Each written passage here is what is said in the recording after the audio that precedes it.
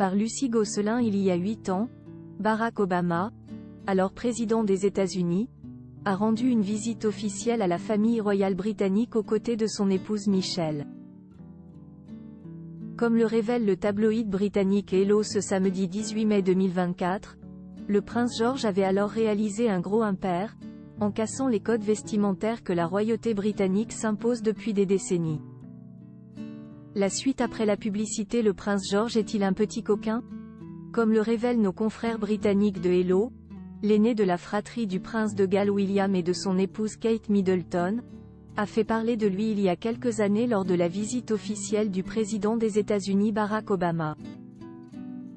En effet, en 2016, alors accompagné de son épouse Michelle Obama, à quelques mois de la fin de sa mandature et de l'investiture de Donald Trump, Barack Obama était venu rendre visite à la monarchie britannique. Après s'être entretenu avec la reine Elisabeth II, il avait aussi tenu à voir le prince William et à sa petite famille. À cette époque, le prince Louis n'était pas encore né, et la princesse Charlotte n'était âgée que de quelques mois. Le prince George, lui, avait déjà 3 ans. Mais le jeune garçon a fait fi des règles imposées à sa famille, et n'a pas hésité à recevoir le président des États-Unis et son épouse dans le plus simple appareil. En effet, alors que le code vestimentaire royal impose que toute visite officielle doit être honorée par une cravate, le prince héritier du trône britannique dès lors que son père abdiquera ou décédera, lequel prendra la suite du roi Charles III dans quelques années, a fait fi des règles auxquelles toute la famille royale est assujettie, et n'a fait quoi sa tête en serrant la main de l'homme politique le plus influent du monde. En peignoir, le prince George perturbé dans son sommeil?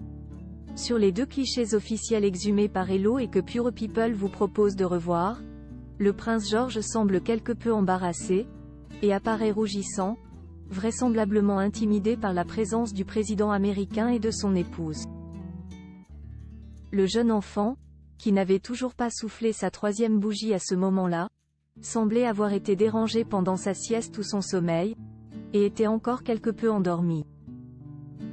Ce n'était pourtant pas le premier homme politique qu'il rencontrait puisque comme le souligne le tabloïd britannique, il avait déjà croisé quelques mois plus tôt le Premier ministre canadien Justin Trudeau ainsi que celui britannique de l'époque, Boris Johnson.